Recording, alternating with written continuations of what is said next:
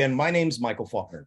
I lead the sales and solution team here at Touchpoint. And again, joining me today is Eric Smith. So Eric is also an account executive on the sales team and comes to us through the acquisition that Touchpoint just went through recently. In fact, he represented the payment processing side of things. So Eric, welcome. Thank you, Michael. Glad to be here.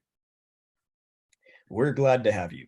All right. So as far as just some housekeeping items today, so what we're going to do is, as usual, we are going to, well, let me tell you a little bit about our blog. So as you probably know by now, we like to keep you as up to date as possible on Touchpoint and updates. So if you would subscribe to our blog, you can see the link here. Please feel free to do so. And what that does is that lets you know what kind of product enhancements are coming out, updates. It gives you insight into, for instance, the upcoming summit that's 3 weeks out. If you haven't registered for it, you should do that right now. So yeah, please go ahead and do that. So let's talk a little bit about the agenda. All right, so today what we're going to be talking about is really the importance, or what the point is, of community outreach. So, and by community outreach, as you can see, we're talking about reaching the unchurched and then helping them, as well as our existing members and parishioners, deepen their relationship with Jesus Christ. And then I'm going to hand it over to Eric, and he's actually going to dive into the methods of outreach, as well as ways that outreach can, in fact, be managed, both through in your church and through the Touchpoint system, if you are inclined to see that as well. All right, so what's the point? What's the point of community outreach? Well, let's move to the community outreach slide, Eric. And as we know, church growth is not measured by tithing or attendance alone, really, or even how many online viewers you have. I mean, we had a ton of online viewers during COVID, but I'm sure that's dropped off. Additionally, Facebook followers, great to have, but not necessarily an indication of church growth. True growth really comes when we see our church growers growing in their walk with Christ and extending their love for Christ to those that are in the community. So we do that by striving to reach non-members and irregular attenders, as well as striving to help members deepen their relationship with Christ. So let's go to the next slide, excuse me. And really, you know, as it relates to the community and church benefits, it's up to the church to ensure that they're providing the means for which churchgoers can easily engage with their community. So for example, my old church, they had an English as second language mission that I wanted to be a part of. It would behoove them to obviously give me access to resources that would allow me to easily know when I need to be, where I need to be, and what's going to be expected of me during that time. So Eric's actually going to share with us some of the methods for digital community outreach. So Eric, with that, I'll hand it over to you. All right. Thank you, Michael. Yeah, as Michael mentioned, we're going to really just dig in and start looking at some different methods of digital community outreach at your church. And really, now that we've established why reaching out is important, we just want to dig into the various ways in which you can accomplish this. So first thing to be thinking through is just community events. Obviously, when we think about our church on a Sunday morning, people coming through the doors, that's kind of the first thing that, you know, comes to mind as far as people that are actually walking through those doors, right? But the thing that we want to start looking at is, how do we figure out ways in which we can open our doors to the community outside of just Sunday morning?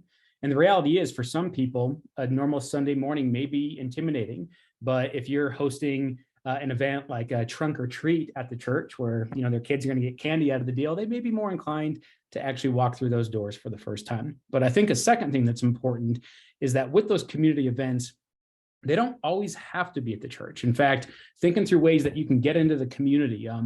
One of the examples I like to think about is something like a movie night at the park, where you're actually meeting people out in the community rather than your building. Now, if you live in the Dallas area, like some of my team members here, a movie night at the park may not be a good idea this summer with the heat wave.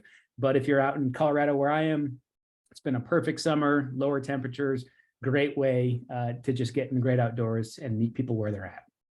And by the way, Eric, you might want to advance the slide. I think you're still on the past slide. Community events. Forgive me. I'll keep my mouth shut. But you're on You the are next good. one. You're just testing me. Right. I got you, Yeah, Michael. You're testing me. you're on it. All right.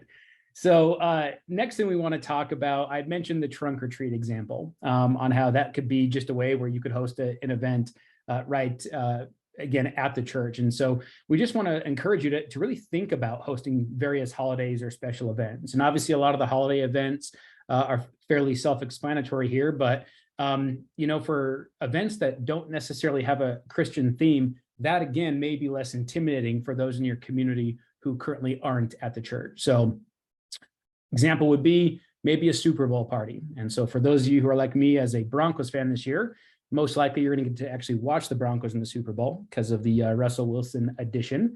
So just think of those great ways again where you can do something else. I see Michael shaking his head. Other great ways that you can do events that are just around special occasions. And in these events, don't worry about sharing too much information about your church, because the members of your community, they're going to learn a lot about the church just by being there, seeing how your staff and your lay leadership will interact with those that are attending. That should be just a good entry for them to get to know the heart behind the ministry. All right, so with any of these events that you're hosting, there's a very good chance that you're going to need to set up things like online registration and obviously collecting information about those that are attending those events. And you can see here, we've just kind of put together a few different examples of where that may occur. If your vacation Bible school was like my church's this summer, we had over 600 kids show up. So gathering those registrations was a really big deal. Maybe you're doing a sports league, maybe you're doing a date night. And please notice that we highlighted and bolded free childcare. Think about those families in the community that may have just moved to your area. They don't have family. They may not even know about different opportunities for babysitters. So being able to be that mechanism to just help bless parents in that way could be huge. But again, you're going to want to gather the information to make sure that you have what's important to watch their kids. So lots of other ideas on what you can do here, but just know that Touchpoint is going to provide some great opportunities through our registration forms to collect data. Another thing that you're going to be able to do, especially within the Touchpoint tool here, is be able to take registrations to kind of the next level where you can organize them through one of our group finder tools. And this may be something like community groups where, again, if I've never been to the church, but I'm learning a little bit about who you are, what you have available, wouldn't it be great if I could jump onto your website and actually see, what groups are available? You can even do it for things like volunteer signups or letting people know about the different mission trips that are at hand. And so I'm going to actually show you here just a quick example. This actually is our group finder tool. And this is really just painting the picture of what you can expect from something like a community group. So you can see we have a map and we're zoomed in on New York City. And obviously with a city that large, it may be helpful to try to find something that's a little bit closer to me. Maybe I live in Brooklyn, and you can see here with the dots on the map that I can look at those groups that are in Brooklyn. And you can see on the right-hand side, it's giving me more details about it and allowing me to sign up. One other example would be if we want to get a little bit more specific, maybe we don't necessarily want to put our group finder out on the website, but we need to recruit our volunteers. So again, rather than just a basic registration, we're going to use the group finder tool, and we're going to show different opportunities to volunteer out in the community. And maybe this is something that you send out in an email, or you're actually just sharing it with certain individuals rather than making it completely public. But you're going to have that flexibility in determining how you want to manage it. Okay, now that we've talked about some of the basics, let's talk missions specifically. When I think about missions, I don't always think about missions as, like a community outreach. In fact, if you're like me, when you think missions, you think about going overseas. You think about maybe going to a different state.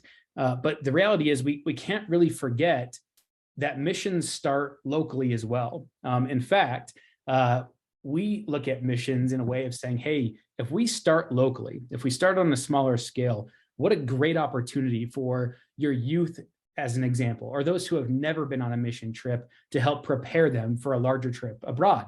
Maybe I'm planning on going to Mexico next year, but never been on a trip. How great would it be if I can just do something in my local community to start getting an idea of what it is to serve, what it's like to get out in the community outside of the four walls of our building. And so one question we would have is, does your church already have a vision for local mission trips? Is that part of the plan for discipleship for your students or adults?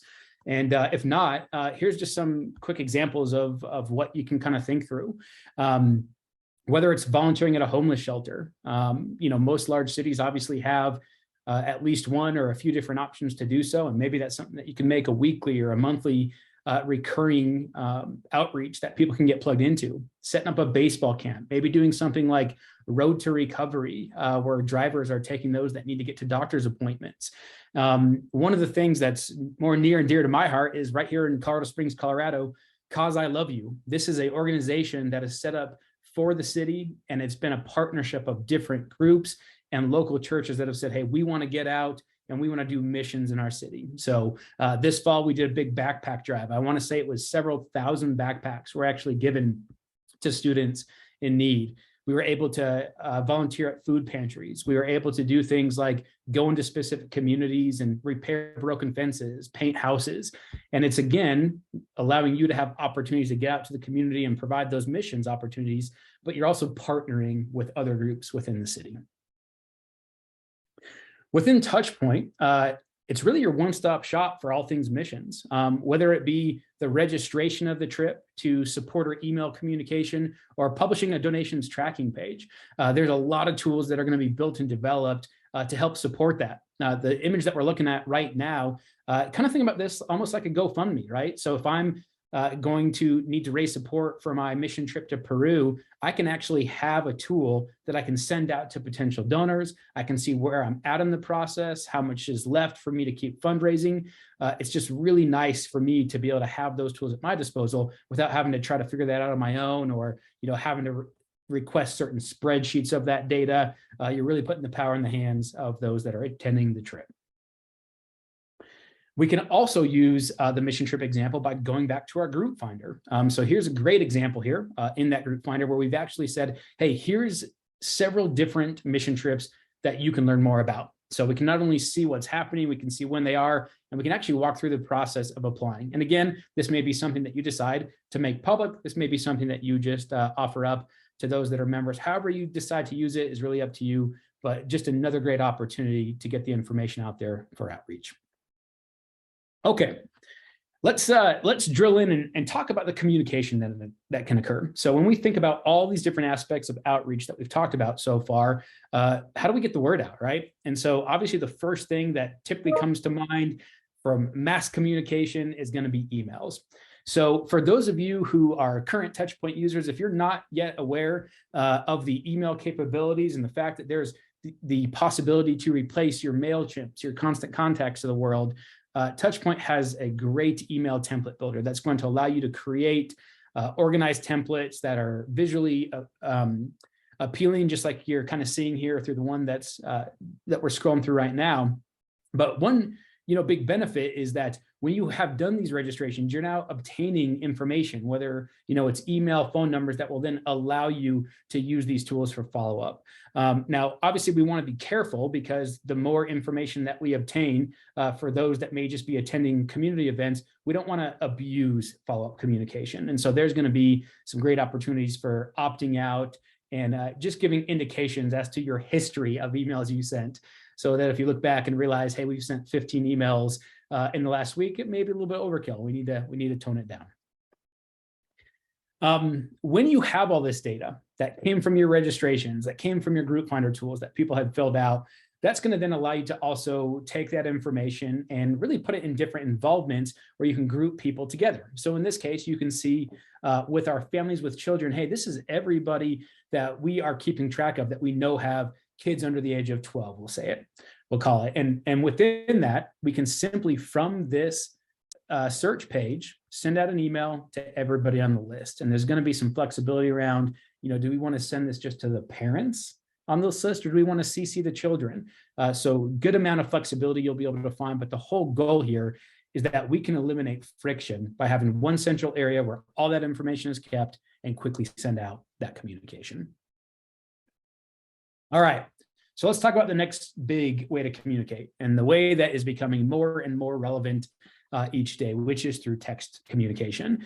I think it's safe to say that just about everybody has access to a mobile phone, and that, texting is really easier than ever really becoming a primary means of communication.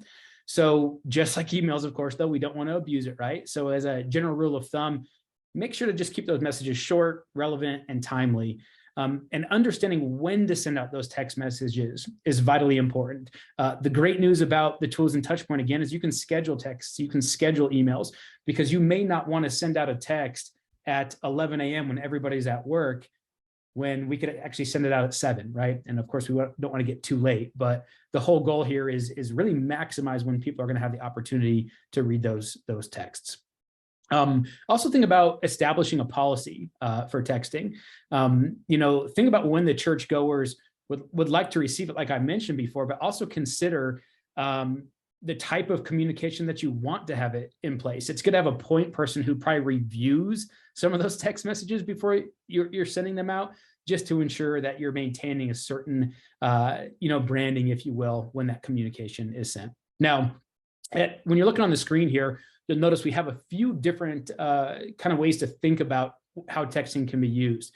And a lot of times it's for reminder purposes, whether that be serving commitments. Hey, I'm serving as one of the individuals managing the check-in station for kids ministry on Sunday, and a quick reminder not to forget I need to be there. Upcoming events that we're hosting, for your volunteers, just a friendly reminder to make sure that they're recording attendance for that event, because that's a huge benefit from the staff perspective. So we can start looking at details and indicators on it, is attendance going up? Is it going down? So just being able to make sure that those friendly reminders are sent.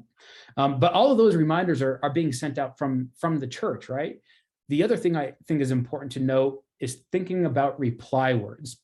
And reply words are a tool within Touchpoint that allows you within text messages to do something like put up on the screen that the church picnic is happening today. And maybe you were late to register. Well, that's fine. Go ahead and text the word picnic to 22432, and then that's going to automatically register and make sure that you get added to the picnic. Now, we didn't, as the church, start that text communication, but we rather did provide a means to communicate and allow the members to then go ahead and send out that text as a reply word. Both means are really helpful for just ensuring good communication is happening back and forth. Just want to share a quick example here as we wrap up texting. As you're looking on the screen, you can kind of just see an example of what that message could look like. And you'll notice that we have some tools built in right out of the gate, especially when a first text is sent, that gives somebody the ability to opt out. Because again, when we get back to the idea of spamming people with too much information, we want to make sure that they can actually have control over that. And I actually have a pretty funny story. I was messing around with the texting features in Touchpoint one day and actually sent one of my coworkers a text through the software. Now, she had no idea that I was doing this. In fact, when I sent it, I didn't make any sort of indication of who I was, where it was coming from, and she simply responded, "Stop," to my text message, in which I called her later and let her know it was from me. And she's like, "Oh, I thought it was some spam." So that's a great example where when you're first sending out that text communication, announce who you are, right? Hey, this is Woodman Valley. Just want to make sure this is coming from the church. Feel free to save our number, so any other texts that come out later, you'll be aware of who we are.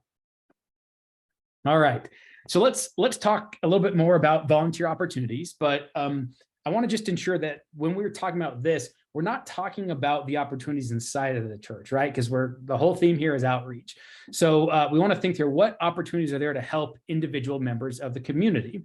For example, are there people within your staff or your congregation that have specific talents or abilities that we want to record, right? Maybe we're looking for plumbers or car mechanics, or those that have what I would consider the gift of accounting, because I definitely don't have that gift. And we can actually start taking that information and using it in a way where we can find out, hey, here's all the accountants that can help with us during tax season, or hey, here's all the car mechanics, because we're going to start a new ministry where we're going to repair cars for single mothers in the community. And what Touchpoint provides is the ability for you to create what we call extra values. And this is a tool right in the software where you can say, hey, we want to create an extra value that's talents, gifts, abilities, personality style. Maybe we want to have a spiritual gifts inventory because we just walked through, that a spiritual gifts assessment last year as a church body, and we want to match people's spiritual gifts with great opportunities for them to get out into the community. And so Touchpoint will allow you to do exactly that, build that data in, and then report on it so you can find people that meet that criteria, just like you're seeing here with those that meet the criteria of card detailing. And then, of course, like we showed before, easily email, text them right from this page. All right, so we have talked about quite a bit, and we've given some examples of managing outreach through Touchpoint. And so we're going to take just a few more minutes here just to share a few more examples of how outreach can be done in a digital world, and more specifically inside Touchpoint software. The first one is probably the one that I'm most excited to share about, because this is a tool that is going to be live in Touchpoint very soon. We are currently in beta testing of schedules, but the scheduler feature is a great opportunity for you to schedule volunteers within your church, manage nursery drop-offs, organizing food signups, among many other great ways in which you can organize volunteers. So feel free to ask us more about scheduling, as well as even beta testing if you're interested. But just know that this scheduler is really going to be used for both managing your those inside your church, but again, any sort of community outreach events. I like to think about things like meal trains and signups, right? Where we may want to get people who are part of the church helping, we may want to get neighbors helping, where we want to take a meal to that family that just had a baby. Another thing that can be really helpful in Touchpoint is our tasks and notes. So what this does is it allows you to assign and record different ministry interactions. So when conversations are occurring between your church staff or volunteers and those in your community, this is a great opportunity to record notes about those conversations so that others on the team may be made aware of what those interactions are. And so the question may become, well, when should I create a note? Well, the reality is anytime communication happens and that information is helpful for others to be aware of, that's when you can record a note. And we can take it a step further when we need to do a specific follow-up. Let's say that I happen to run into Michael at that, at the movie night in the park.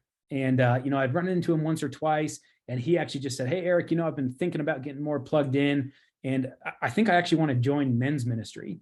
And I'm like, oh, great, Michael, that's awesome. I'm going to send you some information. Well, guess what? I just ran into 20 other people at that movie night, and I may forget to do that. So right there, pull up the Touchpoint app. I can actually create a task with a reminder to let me know that I needed to follow up with him next week and not forget to talk to him about men's ministry.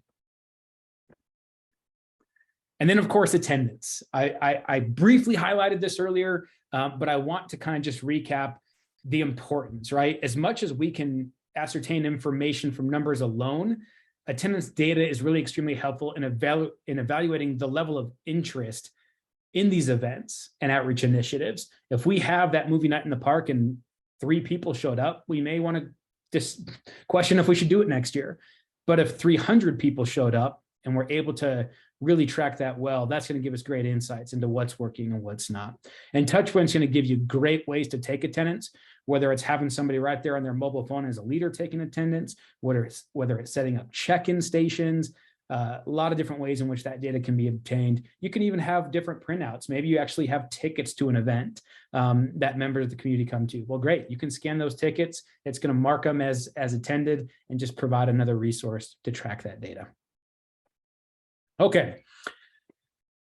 Searches and reports. Again, this has been highlighted, but once you have this data, whether it be from attendance, whether it be from your registration forms, you need to establish what information is important to the church and what you want to track regarding those outreach efforts. And then once you've done that, let's determine, well, what does success look like in terms of the impact we're making in the community? Identify ways in which you can actually meet those success criteria goals and track them within Touchpoint. And then, of course, once that data is in Touchpoint, it can absolutely be reported on. So our search builder feature, which you're seeing right here on this page, allows you to search pretty much any field in the database to slice and dice that information in a way that's relevant for your team. In addition to Search Builder, we have many of the reports just kind of out of the box that will also help you evaluate ministry impact. And we can also work with your team to determine if there needs to be any sort of customization that occurs.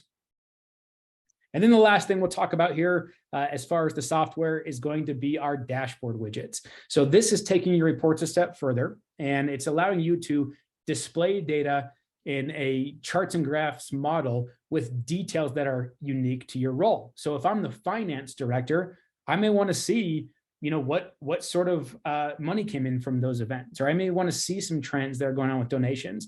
Where if I'm over our communications team or our engagement team, I want to start seeing those trends and that data on what was our attendance within these different events, and being able to actually, look at that in a way that may be more visually appealing. If you're like me, trying to read through a spreadsheet can get a little taxing. But if I can look at a nice little pie graph here, that's a lot more easily digestible for me to understand what's going on with that data. And I'm going to pass it back over to Michael here as we wrap up. Awesome. Thanks a lot, Eric. That was great. And thanks everyone for joining. We're going to go into Q&A here in just a moment, but I just want to be sure that, or I just want to say, hopefully you gleaned some different ideas for community outreach, maybe some best practices that you hadn't thought of before, or that your church hasn't implemented before. Because again, at the end of the day, that's what we're here to do, is to try to give you different ideas or help you understand perhaps the reason behind some of the things that you do every day or every week at your church. So let's jump into Q&A. And again, if you have any questions down at the bottom, go ahead and put them in there. And we'll just walk through those with the time that we have left. I believe we've got about 10 minutes left. So let's see here. All right, I've got one that came in. How can we become beta testers for Scheduler? That is a very popular question. We get that one a lot, and thank you for asking. The reality is that we're just a few weeks away from releasing this, so we actually don't need any additional beta testers at this point. We do, but again, especially if you're going to Summit, you'll be hearing a lot more about this release. But just keep your eye out for our blog and anything else that we'll be talking about this release very soon. All right, let's see here. How can we advertise for various outreach opportunities that we have?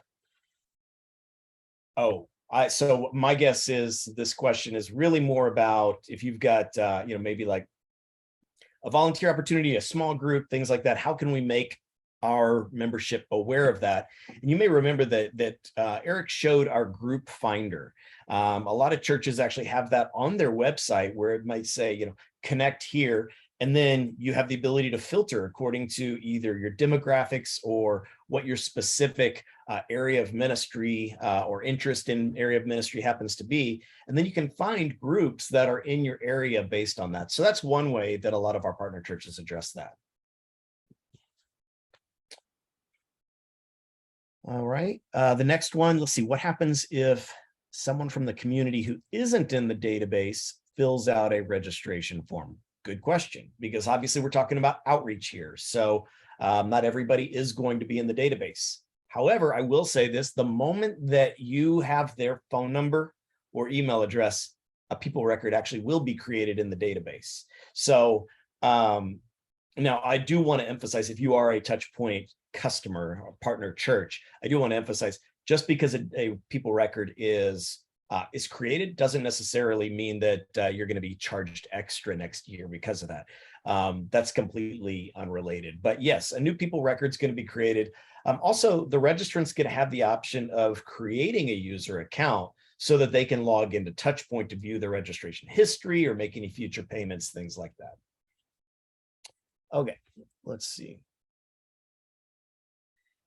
Can we pull a report that gets sent to each fundraiser that shows them where they are in the fundraising process? So yes, absolutely. This is something kind of near and dear to my heart because my son has gone on 2 mission trips over the last 3 years, and both times in the last week, he received feedback from the church that something needed to be done differently about his giving, and he had already accomplished it both times. So yes, we do have a mission trip funding report that shows each participant along with their total cost, amount raised, and their balance. They can also log into their account and view their balance from the people record, or they can reference their mission trip funding page to get that information as well.